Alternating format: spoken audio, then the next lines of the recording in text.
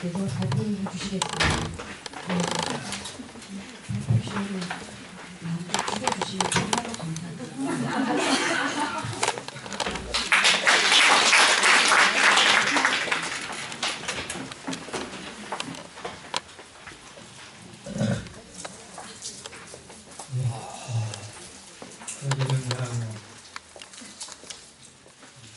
유인을 보면서 말씀드리도록 하겠습니다. 73쪽이 되겠습니다.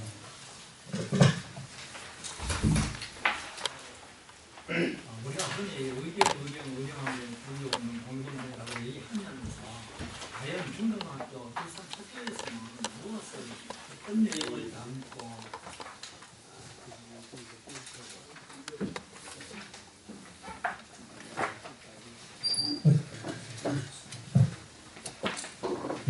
무엇을 어떤 내용을 담고 사실은 현장 학교에서 교육되고 있는가를 중요한 분석해보는 것도 중요한 과제다라고 생각하고 제가 이 주제를 잡고 글을 썼습니다. 내용은 그렇게 심도 있을지는 모르겠지만 조금 내용 복잡합니다. 사실은 그래서 내용이 조금 크게 복잡하고 그러다 보니까 그런데 30분 만에 마치도록 해보겠습니다. 중등학교라 하면 중학교, 고등학교를 말하는데요. 중학교의 내용은 주로 각주체로 준비를 했습니다. 그래서 본문은 거의 고등학교 한국사를 중심으로 기술을 하고 있습니다. 분석을 하고 있습니다. 사실상 오늘날 국정화 문제 때문에 굉장히 어떻게 보면 이것이 상당히 오늘날 얘기되고 있는 검정도서냐 국정화냐 하는 데에 대한 그런 것도 전혀 관계가 없는 것은 아닙니다. 그런 측면에서 또 이 검정도서를 종류별로 어떤 종류가 있고 어떤 내용의 유령운동은 어떤 내용을 담고 있는가 하는 것을 내용으로 해서 말씀을 드리도록 하겠습니다.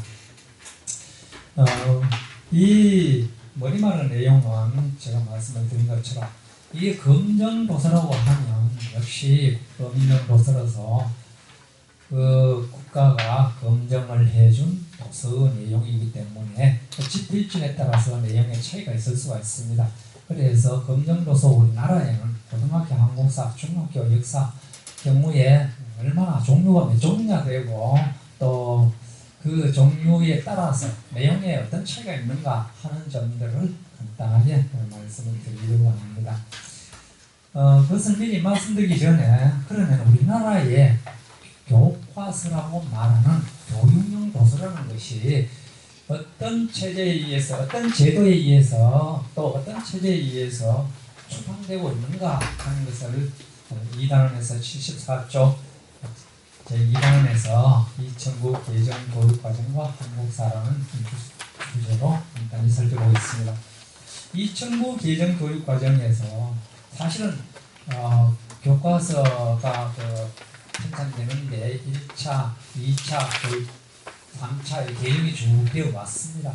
그리고 7차 교육과정 개정이 있은 뒤부터는 몇 차를 쓰지 아니하고 그냥 2007 개정교육과정, 2009 개정교육과정 그렇게 용어를 사용하도록 하고 있는 것 같습니다. 그래서 사실은 8차가 아니고 또는 9차가 아니고 여기서 오늘날 우리가 2009 개정교육과정 그렇게 용어를 쓰고 있습니다. 그래서 2009 개정교육과정에 따르면 우리 중등학교 사회과 교육과정은 2011년에 교육과 기술부 고시에 따라 가지고 운영이 되고 있습니다.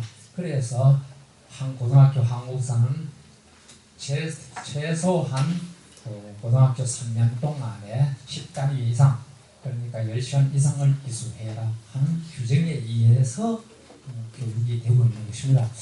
그런 측면에서 분석을 해본다면 고등학교 한국사의 경우에는 탐구 교과 영역 사회 교과 분으로 묶여져 있습니다. 그 사회 교과 분이라 할 때는 역사, 도덕이 포함되어 있습니다.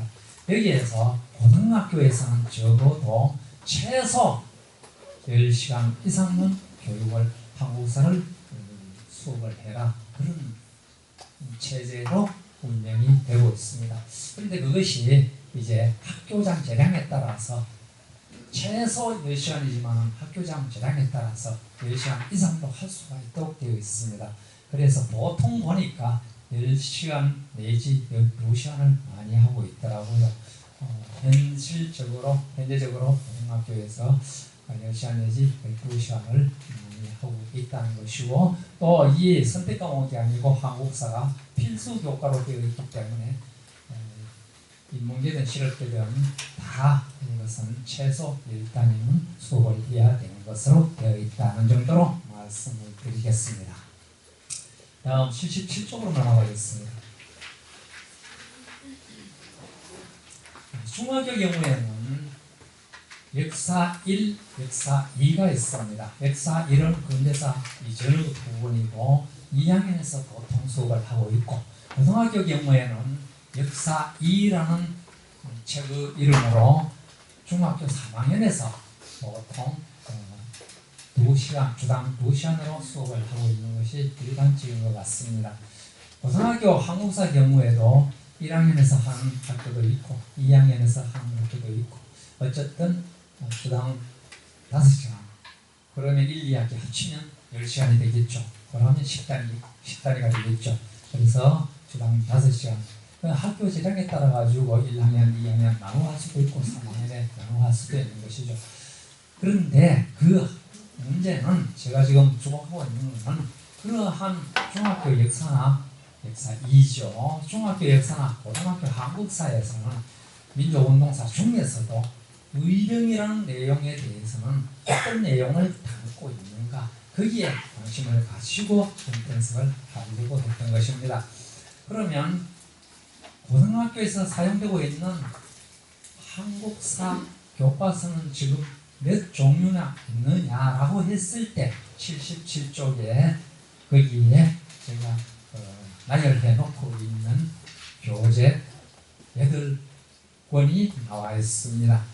교학사부터 천재교육까지. 그러니까 고등학교 한국사라는 교과서는 8종이 있다는 얘기입니다. 국정호가 되면 다른 용어로 나오겠죠. 그러나 검정교과서이기 때문에 교육부 장관이 검증을 해주면 그는 교과서로 인정받아서 결국은 학교에서 선정을 해서 사용하는 것이니까 이렇게 집필된 교과서가 여러 종류가 있을 수가 있다는 얘기입니다. 그래서 검증된 지금 현행 운영되고 있는 교과서가 이렇게 8종류가 있다는 내용입니다. 다음 페이지로 보시겠습니다. 이 8종류 가운데에서 그 다른 분석을 해보면 8종 모든 교과서가 정식 명칭은 교과형 도서입니다. 교과형 도서를 우리는 줄여서 교과서라고 합니다. 이 교과서에는 대단원, 중단원, 소단원으로 구성되어 있는데, 대단원은 이 8종 도서 모두가 6단원으로 크게 6단원으로 구성되어 있습니다. 독립운동 관련 단원은 제4단원입니다. 4단원은 78쪽에 표에서와 같이 제4단은 국제질서의 변동과 근대국가 수립운동이라는 단원에서 독립운동, 의병운동 관계를 다루고 있습니다. 다루고 있는 그 책들을 그 출판사별로 이렇게 보면 결국은 두 번째로 나오는 금성출판사의 교과서가 의병 관련 내용을 담고 있는 분량이, 교과서 분량은 제일 두꺼운데 의병 관련 내용은 16.9%로 제일 적은 내용을 수록하고 있다는 것을 알 수가 있고요. 그 다음에 교과서 분량으로는 제일 얇은 편인데 5번 미래출판사에서 나오는 교과서가 의병 관련 내용은 조금 비중을 18.2% 비중을 높게 가지고 있다는 것으로 나타나고 있다는 것을 알 수가 있습니다. 이 대단원 속에 들어가면 다시 중단원이 있는데요. 79쪽으로 보면 이 중단원은 다시 대단원은 다시 5개 내지 12개의 중단원으로 구성되어 있습니다.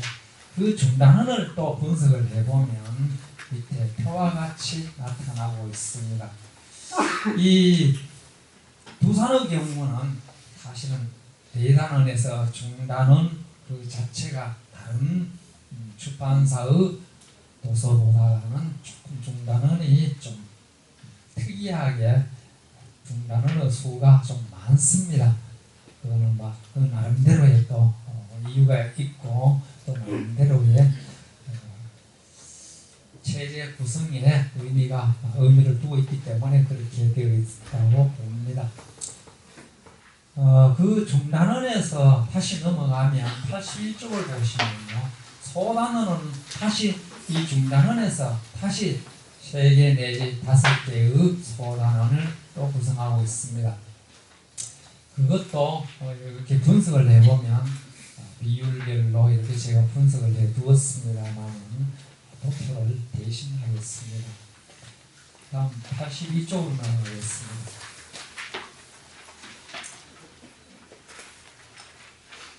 이 소단원의 경우는 의령 관련 주제가 다시 3개 내지 5개의 주제로 되어 있습니다. 이 5개 내지 3개 내지 5개의 주제가 수업 시간에는 1시간 내지 2시간에서 걸쳐서 이루어지는 수업 시간의 무슨 내용이 되겠습니다. 분량으로는 2 내지 3쪽으로 되어 있는데 그것도